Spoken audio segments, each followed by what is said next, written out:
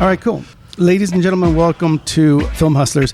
Is that politically correct to say ladies and gentlemen anymore? Ladies and gentlemen. Oh, come on. And, All right. And who We're on a else? podcast. But I do want to say something seriously. I know we joke around a lot on the show. We joke around a lot about Hollywood going away or not going away, or producer Patrick doing whatever he's doing. I guess maybe he's making a living now or whatever.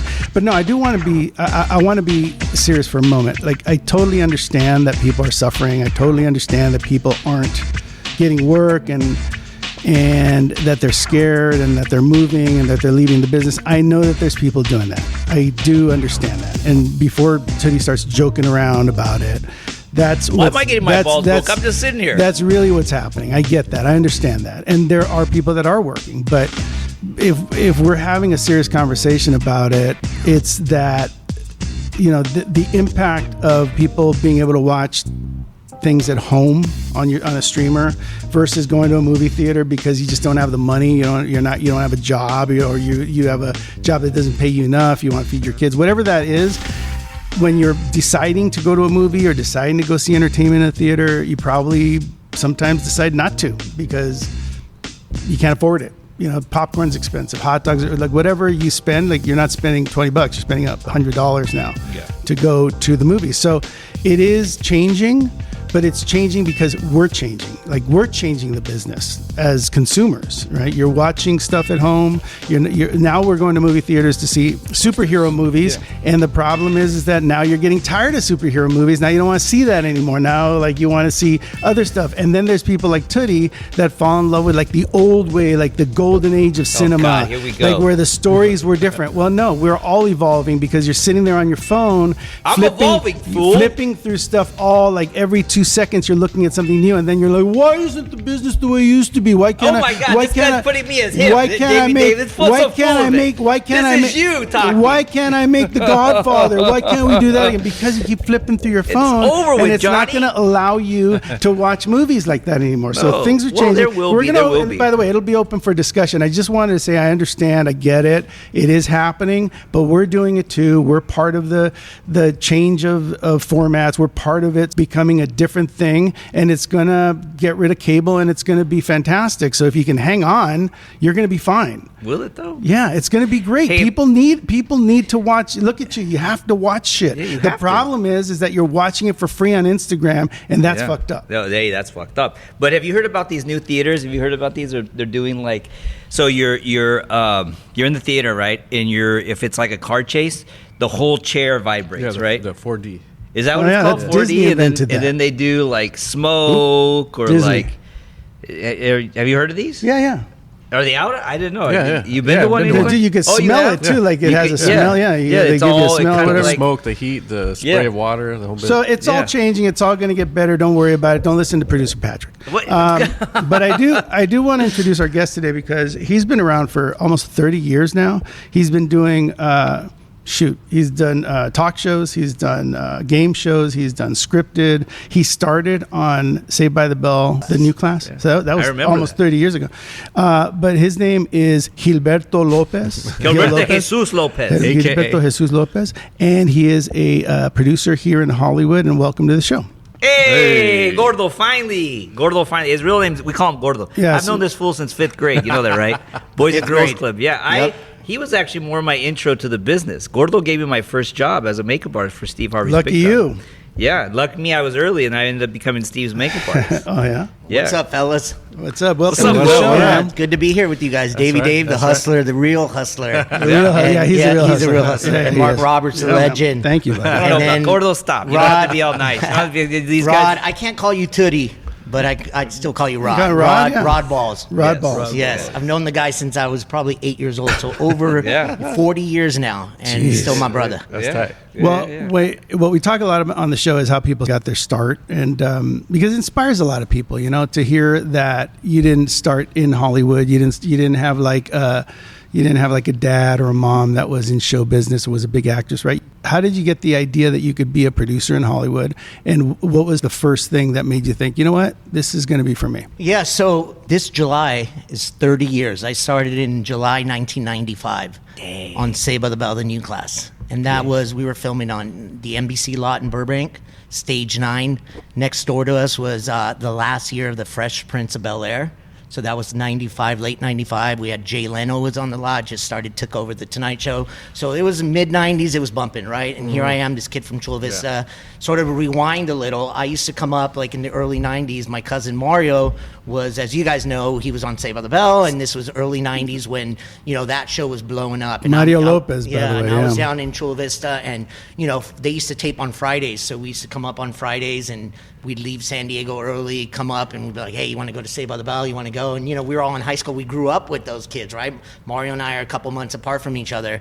And I used to come up and hang out, and it was Friday. We'd go to taping, then we'd go and have some fun. We'd either go out with the crew, some of the producers. We would, at that time, it was the Roxbury, Bar One, all the places were bumping, and I started to get to know a lot of people, and just by hanging out down here. And, I would say in that summer of 1995, I was spending a lot more time up here. I had met some people. I used to crash out. It was around the summer, and an opportunity came up, and, Mario definitely opened that door, definitely was like, hey, Peter, give my cousin Gordo an opportunity if something comes up. And Mario's like, hey, you better not let me down. You better not let me down, right? Because Mario had hooked up a couple of people before, and they sort of let him down, right? It was like, they turned into... I think you and I are the only two that he's opened the door for us, but we had to walk in. Yeah, so my dad and his dad are brothers, so it was a family thing, and I was like, nah, duh, you get me in, and I promise I won't let you down, right? And this was like in 95, because I knew, I'd grown up working with my dad, digging ditches, doing all kinds of... I did every job you can think of, worked at the zoo, car salesman, everything, and I was like, those are not for me, right? Because nothing really stuck. So in 95... I got a call from Peter Engel. Damn. And he's like, hey, Gilbert.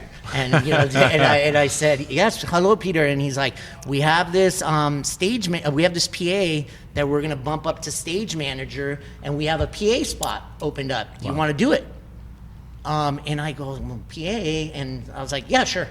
So I show up, and, I had already knew some of the people there that were working in the production, and I asked them, like, what are my responsibilities, right? And they're like, well, you're going to answer phones on stage, right? We used to have a stage phone back then. What's the light, right? You got to watch the light. Yeah. There would be no ringer on. You'd be the light, so you're sitting there staring at the phone. And so I would answer phones. I would run out and get coffee, pick up lunches, and then at the end of the day, I would run the scripts. Back then, we used to run scripts, like stacks of scripts, and deliver them to all the writers' houses at night, right? Because they had to read them in the middle of the night, so they come in the next day and they're ready to go. Like, who read them? I don't know, but I was like, okay, and you're going to pay me what? I was like, dude, let's go. I'm in, right? And you remember, Roddy was... He would 95? Come to my house and push the window open. And be like, hey, I was like, get out of here. I'm early in the morning. So in 95, so I did that, and it was 1995, July 1995, and I'm like, okay, I'm doing things. And it just kind of came natural to me. I started meeting a lot of people, and I started paying attention to everybody and what they were doing. And I was like, I can do that.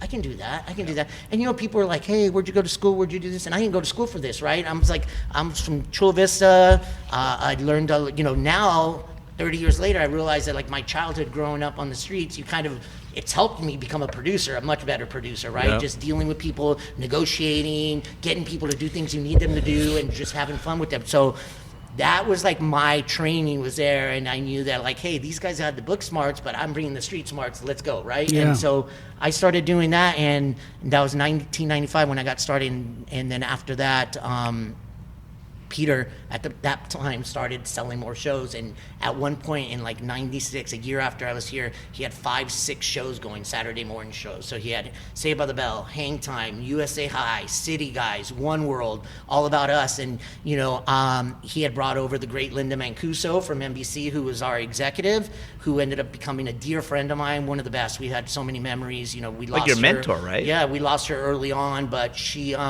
came over and started, like, became the head of all Peter Engel Productions, and at that point, that's when I became like a made man in Peter Engel Productions, and I got to do all the shows. It's amazing. I did all those shows. But Peter Engel came up with Saved by the Bell. Is that right? It was him and a couple other writers, but he did it, and I believe it started at Disney, and then it moved over. NBC's like, oh, we want that show, and then it just sort of went from there. At some point, we all need like someone that opens the door and kind of keeps you going, and someone that relies on you. So him and Linda relied on you. Yeah. Well, they did. First of all, I owe it to Mario, right? Because without Mario, that door wouldn't have been open. Those relationships wouldn't have been there.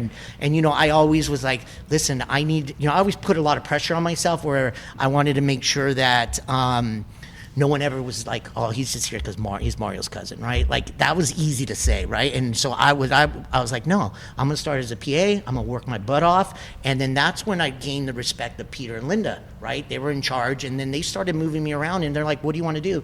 And once I got their trust, you know, for the next 4 or 5 years, I just did all those shows. I went from PA, I went to post-production supervisor, so I was running all the posts on these shows. And I was like, yeah, I'll figure it out, right? And then from there, I became the associate producer of production, which is at that time was right underneath the line producer on City Guys. And then in those 5 years, I worked on all the different Saturday morning shows. And I was growing up with those kids. It was like, It was pretty awesome. And fun. And I just really was like, wow, this is me. This is what I want to do. And from there, I was like, all right, it's go time. And, you know, Rod came up. And at that time, I was the only Latino doing, like, there's no Mexicans in production at that time. There was just general market. There wasn't, right? Obviously, we had Mundos, and we had some of these other in Univision stuff, but they were their own little, like, network. You had to break in there. It was tough to get into. They were all, like, it was all family. And so I was over here in general market. Then Rod came up. My friend Juancho came up. Our friend, you know, then Sean came up, and I started bringing people up from San Diego. I'm like, hey, listen, I need to build people that I trust and people that are that got my back. Because this business, you know, everyone always said, hey, be careful, be careful. So I started bringing people that got my back, and then from there I was like, okay, I got these guys here. Now it's time to I do got to say this about Gordo. He actually worked at Kinko's when I first moved did. there. I was on the graveyard shift at Kinko's when I was yes. here. But I've known him since we were kids. Like, literally, like I'm close with Mario, but I'm closer to Gordo. Like, I remember when Gordo used to go, we were like in junior high school, and we had a couple guys that were older we'd hang with, and he would get Reuniti. Because he didn't know what to buy. Reuniti on ice, Reuniti on ice. I wasn't a beer drinker. I wasn't, like, none of that was to me, you know. He made his own way in this business. I admire that about it. He never was on the coattails. He would work with his cousin. It was his cousin. He loved him. Their family, of course. But Gordo, he's done it on his own. I think most people in the business that get an opportunity have to prove their worth. I mean, it's a collaboration, right? There's a lot of people on a crew, and any one of them can sink you. That's why you have to have friends next to you. You know, we had some shady friends in the past. That's why I told you, once I felt like I brought a foundation of some people that I trust, I was like, okay, I can do this. And, you know, going from PA to AP, post supervisor, you know, at that point you're like, okay, it's time to go. You either do it or you don't, right? And I didn't know all I knew was watching people and going, yeah, I could do that. Like, what do they do? I can do that, right? And so at that point, I was like, I kept bringing my guys with me, and I was like, let's go. And then, you know, I've got to meet a lot of other people along the way, and it was just, it sort of, I guess the timing was right, the relationships were great, and, you know, just... and the beginning was fun. I mean, those are all like, you know, Peter Engel was killing it. He was sort of inventing like that time slot. What was the show that you said like, oh, this is a really important position and this is a great job? Like, what was the first one that you got? Yeah, it's a good question. I mean, I always treated every job with like it could be my last one if I didn't like really crush it, right? Because you always know there's somebody there wanting it, and I never said no to anything. I always took the job, right? No matter what it was. But I would say that, you know, my first true line producing gig was, you know, I had done, after doing all those Saturday morning shows, I went off and we did a show called The Other Half, which was a daytime talk show. And that was the first time I had worked with my cousin. Mario was a host. Dick Clark was a host. Danny Bonaviducci. Yeah, Dick. That was the first project Dick ever did where he wasn't a producer. He was just the host of it. So we got another side of Dick where he would show up and just have fun, right? Mm-hmm. So Dick Clark, Danny Bonaviducci, and then we had a couple of different people working that fourth chair. But it was a male version of The View. I was a coordinating producer on that show. A mentor of mine, great friend of mine still to this day. You guys all know him, Chris Conti.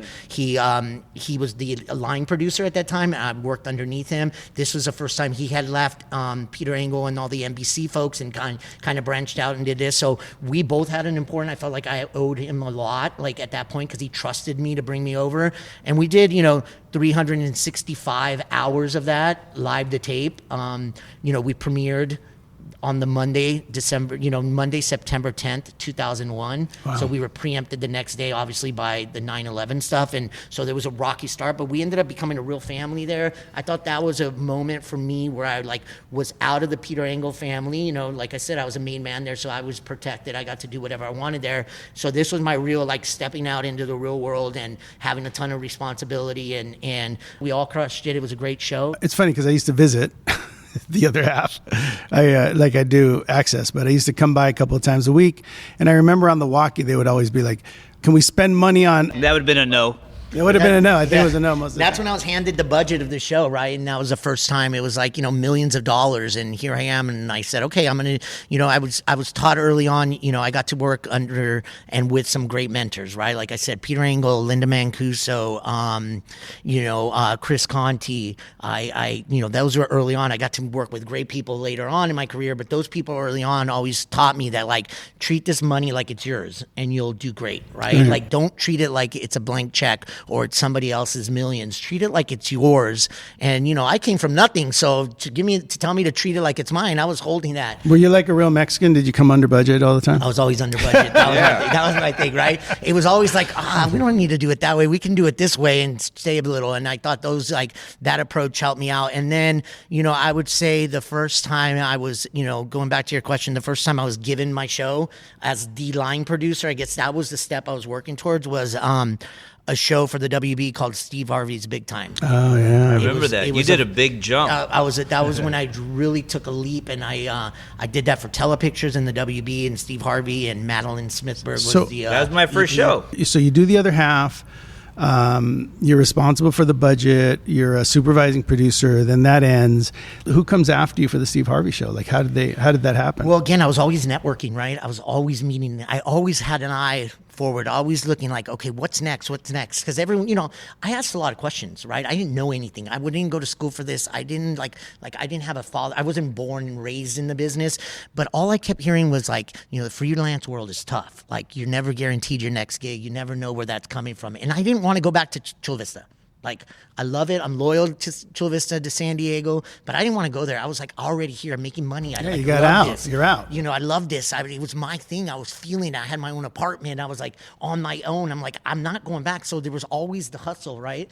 And I had met people from Telepictures, and I'd met Madeline Smithberg, who was the EP at the time, and I had met Rashawn McDonald, who's Steve Harvey's manager at the time, his right-hand man, and they were all involved in the project. And I had met them, and they had been talking to some other line producers, and they all just said, no, we want Gil to line produce it. That's awesome. And they just took a leap of faith and gave me the gig, and I was I'm not going to let you guys down, and we did it.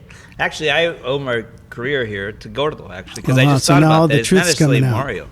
Well, no, because Gordo on that, he calls me and he says, hey, you want to be a staff makeup artist on the show? And I said, yeah, awesome. That's a huge offer. Yeah. So I where were you up, at 7-Eleven working at? Where no, were you I was at? at Mac at the Beverly Center. It was nice too. Don't get me that's wrong. nice I didn't too, make right? any money, but the ladies, it was a nice. It was Good Gordo perks. and I had a lot of fun. He was a producer. I was a makeup artist Yeah. in Hollywood. We were roommates for a while. Wait, The 90s were amazing. Yeah, this was I 2000. agree. Yeah, I agree. This is early Two- 2000, yeah. but I would say from 95, I guess when I got here in 95, it became cool, and all the way to 2005. Revolving door, right? But Revolving door. he calls, well, we're buddies. We're not roommates yet. We're neighbors. And he says, hey, do you want to do it? And I said, yeah. So I show up early, and he comes in frantic. He says, you're the only one here? And I said, I am. He goes, Steve's makeup artist just called out. You think he could do his makeup? I go, I could try. So he takes me over to Steve's trailer. I go in, meet him, do his makeup. What's up, dog? What's up, player? And so they have me wait outside. Then Rashawn comes out. He's, come on in here, player. And I come in. And, dude, I'm coming from Mac making $400 a week or whatever. Gordo was going to pay me. That's good money. $400 a week, is In it? 2000, okay. yeah. Gordo was going to pay me $450, right? So I have no idea how much these people make, right? No fucking clue. So Rashawn sits down with me and he goes, all right. He goes, Steve's good. He likes what you're doing. I said, okay. He's like, what's the number? Steve's his assistant? His manager. He was the manager. EP. Got it. He goes, what's your number? And I said, I have no clue. You're like 323. And I said, no, I'm like, I don't know. He's like, I can keep you working for 15. And I was thinking Let's 15 do bucks it. an hour? 1,500. And I was like, a show, right? And I was like, yeah, let's do it. So here's where it gets funny. So Mario around this time wasn't doing too much. Like he was doing little things here and there. So, and I hadn't seen him in a long time. So I'm backstage. He comes on as a celebrity judge. So I'm walking backstage, right? And we run into each other. And he's like, what are you doing here, bro? And I said, oh, I'm Steve's makeup artist. And he goes, oh, I'm doing this show on Saturday mornings called Pet Star. He had just got his annulment. Did you produce that too? No, I didn't. Oh, okay. No, I used to visit that thing all the time too. Yeah, but here's my intro. So he goes, do you want to do it? So I start working with Lopez then, right?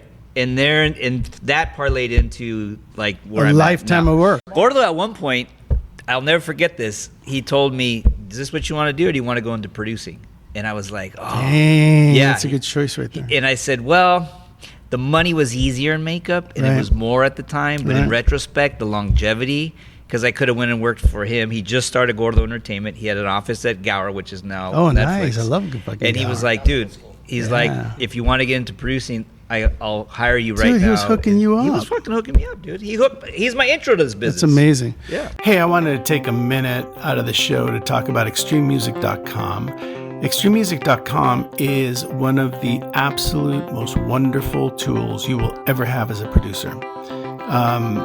I use it on every movie I do. In fact, I'm doing a Christmas movie right now that's releasing 2026. And I am using extrememusic.com as a tool to find needle drops, to find music for various scenes. I'm using it to find all types of music for my movie. I love it because it gives you a variation of the same song. It gives you lots of choices. It has composers from all over the world putting music on there. So I gotta say, Russ Emanuel and the whole team over at extrememusic.com are doing a great job. And not only are they our partner and our sponsor, but I, as a producer, and many of the people that come on the show also use extrememusic.com. So maybe you should too. Extrememusic.com for all your music needs. So you did, how long did Steve Harvey go? Steve Harvey was for about a year, and then it went down and it came back. But at that point, again, part of the hustle was always moving, right? And then right after Steve Harvey, that's when like reality shows were really like starting to kick off. Comedy Central, who I had then met, Jim Sharp, who was running Comedy Central at that time. Gary, I think it was Gary Mann and that group were over there, and they were like, we're going to do some reality shows. And I was like, okay, what are they? And he's like, well, we're going to go. The first thing they did was like, that football player, Tony Saragusa? I'm like, yeah, the Goose, big Italian. Yeah, well, we're going to take him and his buddies, Italian buddies from New Jersey. We're going to put them on a bus and we're going to send them to Pennsylvania, to Amishtown, Pennsylvania, to Bird in Hand and Blue Balls, Pennsylvania. And they're going to put on a talent show. We need someone to go. I was like, okay, let's go, right? At that point, I was like, the Goose and his Goombas, right? And I went out there, Goose and his Goombas. I went out there and, from that point, did a lot of other reality shows. And I missed out on going back and doing Steve Harvey, but I was just doing so much. And then at that point, too, was when I started my company, Gordo Entertainment, because, during when reality kicked off, a lot of the scripted programming kind of slowed down a little, right? People started slowing down. Some writers were sitting on these overall deals, like at 20th Century, Fox 21, and all these different big studios were sitting on these writers, and these writers were like, well, we can write these reality shows, right? Everyone was like trying to create this next reality show. Well, being that they're WGA and in the union, they couldn't do reality, and then you have these big studios like 20th and Fox 21 and Telepictures and all these other guys that couldn't do non-union because they've got, they're WGA. They're signatory to these agents. So I was like, okay, there's an opportunity, right? Again, there's opportunities everywhere in this business. Still today, people are like, there's nothing going on in the business. No, Listen, there's Roberts. opportunities everywhere, right? Listen, Roberts. So I, this was in like 2003, 4. I was like, you know what? I'm going to start a production company. And I'll do all the non-union stuff. Mm-hmm. And I had talked to some people at because you weren't WGA, so you could I was nothing. And I was like, you're something, Holmes. I'm gonna start a production services company. And I talked to a lot of people, and I was like, this is what I'm gonna do. I'm gonna offer my services to these studios as a pass-through company, and they'll bring me the writers will come work through my company. They'll create these ideas and I'll produce them through my company. So there's no connection to any, there's no like conflict. with the union, and they, just sort of keep an Did you give distance. them credit? Did you give the writers credit, or did they No, just, they just credit. got paid? Got They it. just Okay, got paid. that's They smart. just got paid, and then we would give, we'd have other producers get some credit. Yeah. Gordo Entertainment got some credit. So I did that for a while, man. I did that for like 4 years. Mm-hmm. And there was just pass-through stuff coming through. And then at that point, I was Backing up the truck. I was just like, this is cool. I'm going to keep doing this for a little while. And then it slowed down a little. Like everything in our business comes in waves, and you just got to kind of be ready to like move on to the next one, catch the next wave. I would be really curious to see what your days look like, because you're definitely a hustler, like definitely a hustler. Because I remember, when I was first dating my wife, and she was at Access Hollywood for a while, and then she was at E Entertainment. That's where I met her. Yeah, and then your name came up, and I was like, wait, and then your name came up again with Jenny Daly, and all of a sudden, Jenny like, Daly. yeah, all of these companies were like talking about you, like everywhere, everyone who was doing reality was talking about you, and I was like, that's amazing, like how you get to all of those people and how you work with all of the different companies with your company is pretty amazing. I don't think I'd met anybody that was so connected to all of these companies that were doing. I mean, because Jenny was doing like 20, 30 shows a year or something like that. I made a living over with Jenny for a little while. Did hidden camera shows. I did Mystery Diners. I created that show. Like she created it, but I like got it off its feet. Like I figured out how to make it. Did you do a storage show? I did Container Wars. Container with Jenny. Wars, yeah. No, I love Jenny. Jenny, I met your wife and Jenny when they were both at E. Yeah. And we kept trying to work together. They were awesome. I still love them to this day. And we kept trying to work together. We did a couple things when they were at E. Yeah. But then when Jenny went off and she did her T Group, yeah. I went over there and did some stuff with her. We had a great run. She's always been great to me. But yeah, I think from there, after doing like sort of the stuff through my Gordo Entertainment, which was great and fun and everything, I sort of felt like, okay, I've done everything in production, right? Like I've gotten to I was EIC shows, I had done a lot of game shows, and I felt like okay, I've done everything. What's next, right? Mm-hmm. And I was like, ooh, I want to go, there's money. I ran the budget, so I knew where the money was, right? So I'm like, oh, there's money on the other side, right? And the way I always produced my shows and worked as a production is, as I mentioned, I worked closely with a lot of writers. I was always collaborating with the creatives.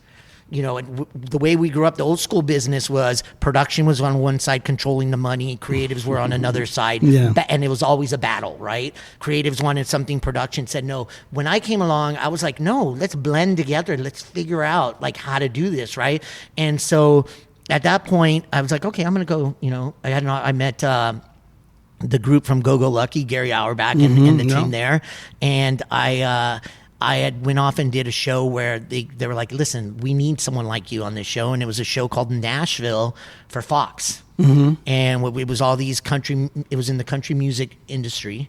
It was in Nashville. It was the dreamers and the dream makers. So the aspiring musicians and the gatekeepers that were like Sony Music and all the big players. And we went out to Nashville, and it was really about what I think when he said we need someone like you is my personality, right? Because I could get in there and make these people just figure out how to work together. They had writers, they had producers, and I kind of I think I had the supervising producer title at that point, but it was I was definitely doing the more creative side on that. Still kind of seeing the budget, and because that was really good at that. And then that was when I first was like, okay, I guess I'm on the creative side now too. And right after that, Gary was like, hey, we want you to, I'm going to offer you this gig on this show called Newport Harbor. And Newport Harbor was a spinoff of Laguna Beach. It was on MTV. And it's called Newport. It was Newport Harbor Home for the Holidays. So it was kind of an in-between season. So the regular team was working on another another MTV show. And I had just come back from Nashville, and MTV had ordered this and wanted it right then and there. Again, opportunity, the time was there. And he's like, you want to do it? I was like, he's like, you'll be the co-EP, semi-show running it. And I was like, yeah, let's do it, right? And so I did that and got along. And I met all the MTV people and just had to really, really hit it off. And then during that, I remember towards the end of that, I get a call from my agent at the time, because at that point I was like, I need an agent, to handle all the stuff, handle everything, because I was just hustling. I got a call, and he's like, that show, have you ever heard of that show Miami Inc? or LA Inc. And I was LA like, Inc. There was two. yeah, Miami Inc. was And first, LA and LA Inc. I was like, yeah, I know that show. He's like, well, the producer wants to meet you. His name is Charlie Corwin. And I was like, he wants to meet me? Okay. And then, like, what's the deal? So I went over to their offices on La Brea, and I met him, and he's like, hey, we have this show called LA Inc. The stars Kat Von D. She's a Latina, very, very strong personality. Who was our neighbor? We partied with her. And early on in the 90s, and so, but I didn't realize that until after I got the gig. But he's like, she's Latina. She's a very, very like just strong personality. We're in our second season. It's happening right now, and we've just gone through our second showrunner. And I was like, oh, okay. And he's like, you're Latino, yeah. Okay, and what do you think? And I'm like, oh, okay. Like, I didn't know what I was meeting for him, like what it was. And he's like, do you want it? Do you want the show? And I was like, what? Yeah, you be the showrunner. And I was like, okay. And he's like, okay, but first you got to meet Kat. So I was like, okay. So I went and met Kat, and it had to be all on the down low because the show was being produced. Right, so he was like, he set it up, right? So I met Kat, and like we started talking, and she's first generation Latina, same here. She has a lot to prove. I always felt I had a lot to prove. So there were a lot of similarities, and like sort of she's on a different side though. She's a tattoo artist. She's an independent contract. Like, she was always hustling, always had the world against her, and felt like she came from nothing and wanted a lot. She had to prove a lot. And so I was like, hey, listen, I'm Latino. I'm the same as you. Like, let's do this, And she's like, and so she and I just clicked. She told Charlie, like, I want Gil to do it. And Charlie's like, you want it? Yep. So they made a change right there in the middle of the run. And I came in and took over the end of that show. And I thought it was like, all right, let's just get to the finish line here. We don't know what it is. And I jumped in with a bunch of people that were there. And then, that was in the middle of season 2. And I did another 5 seasons of that show. So when you took that show over, were you on a first date with everybody? Like first date with everybody. Yeah, a lot of people on that show, and that's really hard. And then I they were like, who's this guy? What's this? And a lot of people, I don't want to say the guy's name, but a lot of people were loyal to him at that point, right? And so I came in, but then I was just myself. But nobody quit. Nobody quit. Nobody quit. Oh, yeah. Nobody quit. Oh, they want to quit. They want that's how loyal they are. Oh man, I love that guy. It's you. Okay, I'll stay. It's cool. I'll see him on the weekend. Yeah, see him on the weekends. He's cool. But I went in there. I didn't like come in there and fire people. Because I was like, dude, I'm just gonna. There's an opportunity smart. here. I'm gonna do this. Yeah, you didn't I'm gonna make it deal. work. Right? These people, they're not the problem. I'm not saying that showrunner was the problem. It was just didn't match, personality right? issues. Personality. So we went in there, and then after that, they're like, hey, we're gonna do season 3, 26 episodes, and I was like, what? I'm like, let's do it. And then I made a couple little changes, right? And I brought in my guys again, the Juancho, like just my crew. I brought them in, and what was Juancho doing? Was he editing? Juancho at that time was my PA. He was like my assistant. Him and this other guy, Humberto. They were like my 2 guys. They were awesome. They were my guys, right? But, they did but everything. Juancho moved up. He ended up becoming like a coordinator, right? He ended up being the coordinator with us, and he ended up like running the like he's done a lot. That's my brother, and I still call him for stuff now. But so I ended up starting as a co-EP on that show, and then it just became my show. Charlie kind of handed off to me. He went on and did all kinds of 5 years, a lot of years. And that's where I got my first executive producer credit. Where I love that show. I was actually sad when it went away. People Yeah. love that Watch it show. weekly. People love that show. yeah, I loved it. And you know what? Most amazing tattoo artists. Not only the 4 that were the stars of the show, we brought in a lot of guest artists, and everyone wanted to tattoo me, right? That was the thing. It was like they wanted to get a tattoo. And so I left. My whole thing was to leave there a clean canvas, like with nothing, right? Looking back now, though, You wish you looking would've back done it. now, Dude, I'm like, some of the dude. best we messed- tattoo 'cause artists you- ever. Dude, he offered me. I would have been like just sleeved up with some, we For had like, free. yeah, we had. See, some, you're not Mexican then, because a Dude, real Mexican would have been gratis. Let's do it, We man. had Nico Hurtado on there, Yeah, I who's know, just bro, he's like fucking he's amazing. amazing, Yeah. right? And like I should've done it. I should Well, take that- advantage too. That was a Hey, hook me legendary up. show. Hook me Yeah, up. exactly. That was my. You that still was got a- those connections, fool? I do have those connections. Let's too. go. What's up? Let's go. Let's go. And I do, and I just actually hit up Nico just to like that. But it was that was my big like show running gig. That was in 2005. That was 10 years after I had been in Hollywood, and that's when I said, okay, this is it, right? And then after that show, I sort of got, once people realized that like I was able to produce Kat Von D, who had a reputation as just being this difficult, fierce yeah. Latina who was just she was just difficult, right? She had like she had a good heart. She just didn't, She was passionate. She was There you just go. very protective, guarded, and passionate. And from there, I got branded. People used to brand me like the king of the drama queens, right? And so that's when like female ensemble shows were starting up. Yeah. Bravo, Yeah. Oxygen, E. They were doing these female ensemble shows, and I was getting calls. Own. And I was getting calls. I was like showrunning a bunch of different like Girlfriend Confidential, like just like Mary Mary with the gospel singers. That's right, I remember that, yeah. And I did Love and Marriage Huntsville. Like I just did all these female ensemble shows. And it just was draining, right? At that point, I was like, oh my God. And I had just gotten with my wife at that time, and I was like, dude, I got all this drama over here. And my wife's like, oh, I'm fine with you with all these drama queens because it makes me look more sane when you come home. That's And I was hilarious. like, it's just, and at that point, I just started another shift in my career. That's a lot of work. I mean, I tried to do reality coming from film, and it didn't suit me. It didn't work for me. I did Mexico's Next Top Model in 2014, and it was like I was in a fetal position every night. Gordo would have loved to have done It was so it was so hard. Well, It was so hard. It's the It was hardest. so hard. It's the hardest genre to produce. Yeah, to I agree. showrun, to produce, it is the hardest because you have to become part of the cast. You have to become you have to be part of the storyline. You have to live it. Yeah. Because there are so many stories happening, so many characters that you're tracking, that you have to become the story.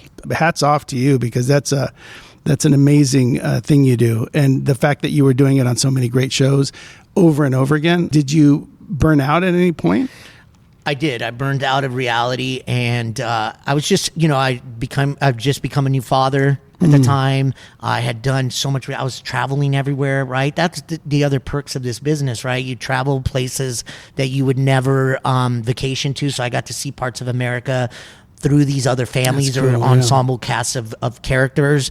But again, you had to live it. It became your life. You were just, it was you. That's all. Because if you wanted to really be able to produce these characters, they had to trust, you had to be one of them, right? Yeah. You had to be that best friend. You had to be that homie that would tell you stuff. You had to be there. You couldn't be this producer that called in. People produce that way, or they like heavy-handed manipulate the story. Like I would embed myself into it so that I could really move people, right? And so I got burnt out, and I got burnt out in 2000.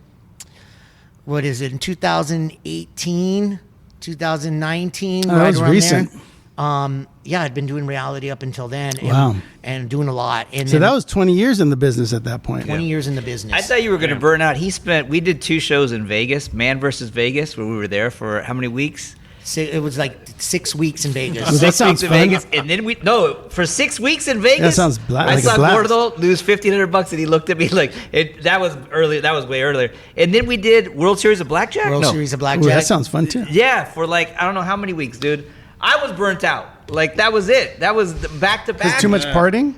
Too much everything. We were young. This was like 2000. Yeah. This was before This was, that. Where were you it was staying? time. We stayed at Planet Hollywood, but it was Aladdin then. Yeah. For the And Man then vs. Vegas. Man vs. Vegas with Aladdin just became Planet Hollywood, and we were going Yes. to be the first ones there. Yep. Yeah, but during that, those 5 years that I was doing a ton of reality, or even more than that, it was like, a little over 5 years. I mean, I was doing MTV stuff in Nogales, Arizona, where we were doing a coming of age storyline. Yeah, he don't like coming of age stuff. In Nogales, Arizona, Nogales, Sonora, Mexico. Yeah. I was running around there. We were in Kentucky. I was all over the place, right? And then I got a call from Dan Funk, dear friend of mine, who had just gotten the job as the senior vice president at Fremantle, North America. Oh, yeah, huge. Big, huge yeah. company, does a ton of formats.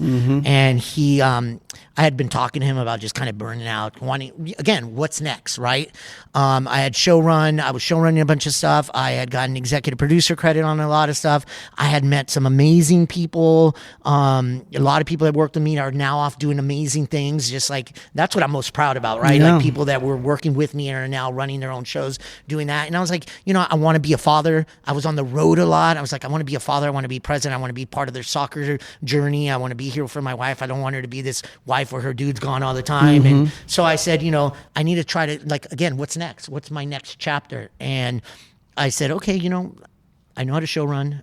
I EIC'd shows. What's next? What's going to keep me around? And there was, like, I would say in like 2018, 2019, there was a big push for game shows again. A lot of the old game show concepts that were around in the 90s were coming back. ABC, CBS, NBC, a lot of them were starting to get back into the shiny floor game show world. And Dan Funk had taken over at Fremantle, who does all the formats, right?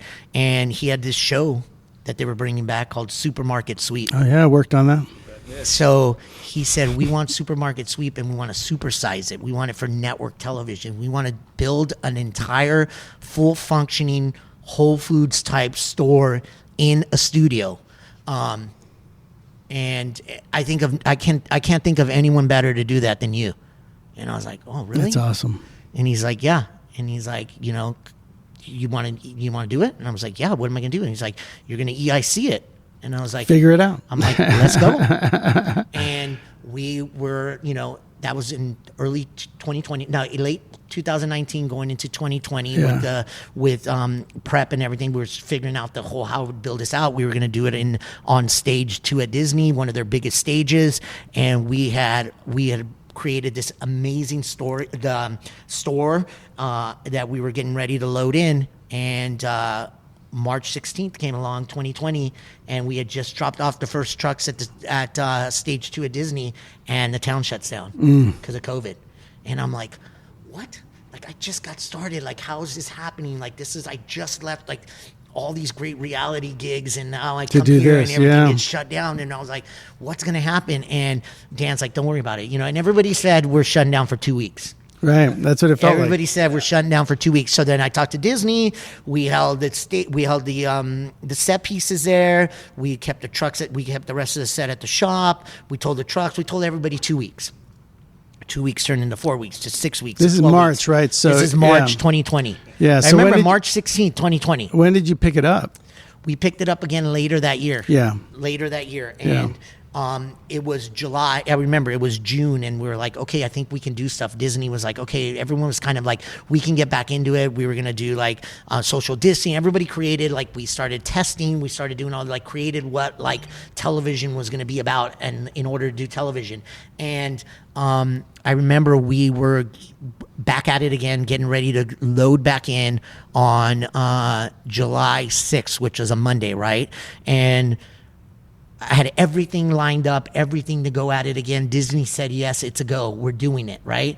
And it was 4th of July on Saturday. So it was the 6th was a Monday, 4th of July on Saturday. We were hanging out. We had done this neighborhood 4th of July, and I'm hanging out in the back, and we had been drinking, and I get a text.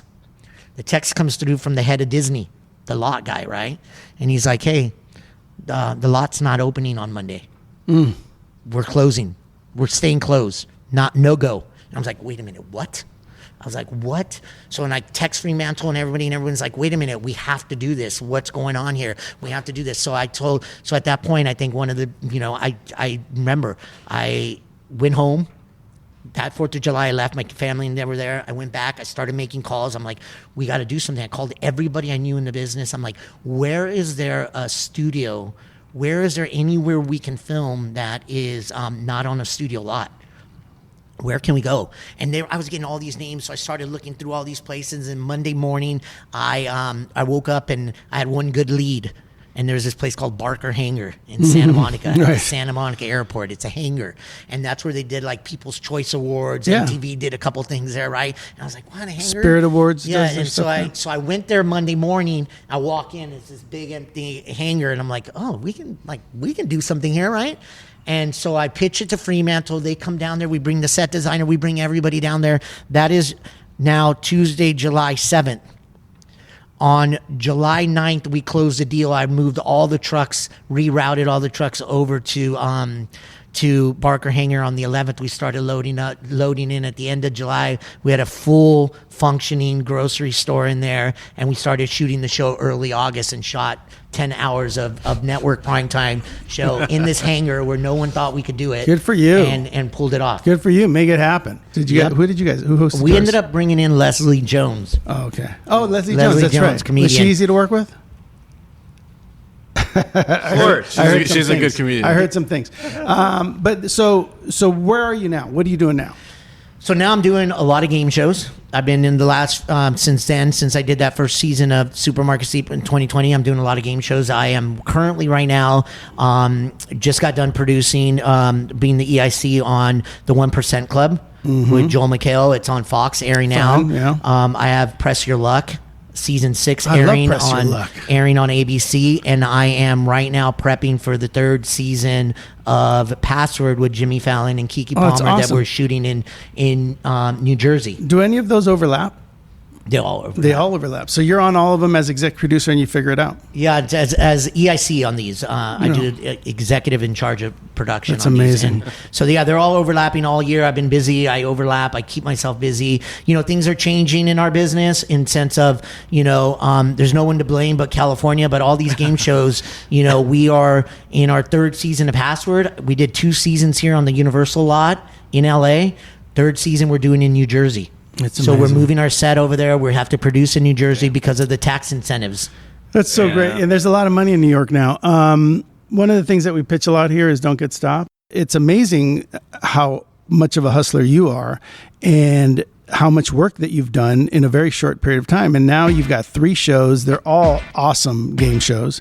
And who knows what's going to come next. I mean, it's kind of neat that you, in your career, the way you've decided to move forward is like, what's next?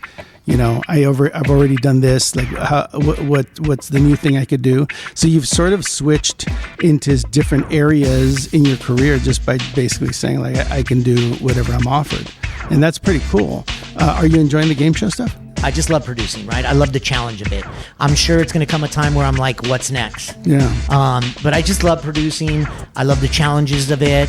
I love being around people. I love meeting new people. I love learning from people. Still 30 years later, I'm still learning, right? I consider myself an old school producer, so I'm still holding on to like that old school way of producing.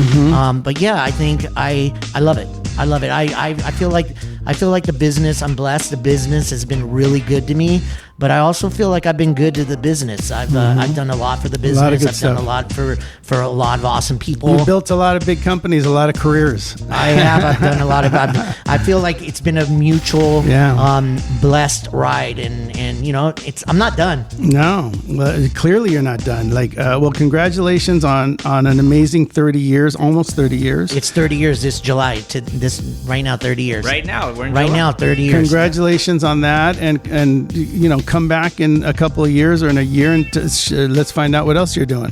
Thank you for coming out and being with us. It's been a long time. We should have had you on 5 years ago, but it's nice to have you on now, and nice to see you doing extremely well. I don't think you've had a lull in your career at all, but goes to show you, like, not even COVID will stop you. So. It's an honor to be here. You guys are crushing it, the real hustlers, and anytime. Let's do appreciate it, it. and let's collaborate on something. Yeah, thank you. Yeah. Let's definitely do it. We got some stuff coming. This guy could help. Yeah, let's do it. Let's do He it. does not get stopped. But thanks for listening, everybody, and we'll see you next time on Film Hustlers. Good job, Roberts. Good job, Gordo.